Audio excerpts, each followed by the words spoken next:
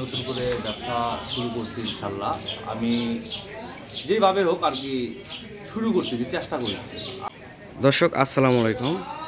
আমি এই মুহূর্তে অবস্থান করছি বগুড়া শিখবস উপজেলার আটমূল ইউনিয়ন ভাইয়ের পুকুর বাজারে। কিছুদিন আগে আমি আপনাদেরকে দেখাইছিলাম একটি দোকান পড়ার ভিডিও, যেটা হানিফ ভাইয়ের দোকান। হানিফ ভাই আবারও নতুন করে এই ভাইয়ের পুকুর বাজারে সেই দোকানে পুনরায়ভাবে আবারও এই যে কাঁচা শাকসবজি তুলেছেন, যেগুলো তিনি আবার নতুন করে দোকান শুরু করেছেন, আপনারা দেখতে পাচ্ছেন। আমি একটু হানিফ ভাইয়ের সাথে কথা বলবো, তার এই নতুন দোকান বিষয়ে, পুনরায় যে দোকান দিয়েছে তার অনুভূতিটা একটু জানার চেষ্টা করব। চলেন একটু কথা বলি হানিফ ভাইয়ের সাথে।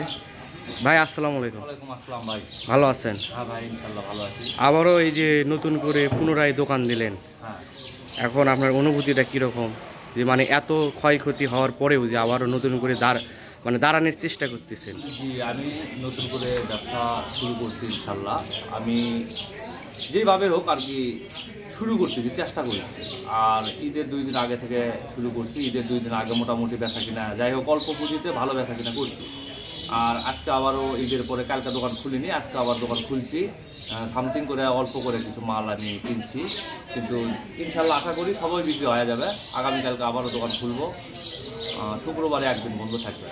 আচ্ছা, এই যে আপনার যে এই দোকানের এত ক্ষয়ক্ষতি হলো, প্রায় 5-6-7 লাখ টাকার ওপরে। হ্যাঁ। আচ্ছা, এই হাট কমিটি থেকে আপনার কি কোনো সাহায্য সহযোগিতা করছে? না, এখনো করেনি, তবে করতে চাইছে, আশ্বাস দিছে। আশ্বাস দিচ্ছে যে করবে। করবে। ঠিক আছে দর্শক, আপনারা শুনলেন হানিফ ভাইয়ের কথা। এই দোকানটায় কিছুদিন আগে রাতের বেলা রোজার মধ্যে এই যে পুড়ে একদম ছাই করে দিছিল। তিনি এই কাঁচা শাকসবজির ব্যবসা অনেক আগে থেকে, প্রায় 15 বছর ধরে এই ভাইয়ের পুকুর বাজারে করে আসতেছেন। ওনার শত্রুরা এই কাজটি করেছেন একদম ওনাকে নিঃস্ব করে দেওয়ার জন্য করে। আবারও হানিফ ভাই নতুন করে এই দোকানটি পুনরায় আবার চালু করেছে। আপনারা সবাই হানিফ ভাইয়ের দোকানে আসবেন, তার দোকান থেকে ক্রয় করবেন এবং হানিফ ভাইকে সহযোগিতা করার চেষ্টা করবেন।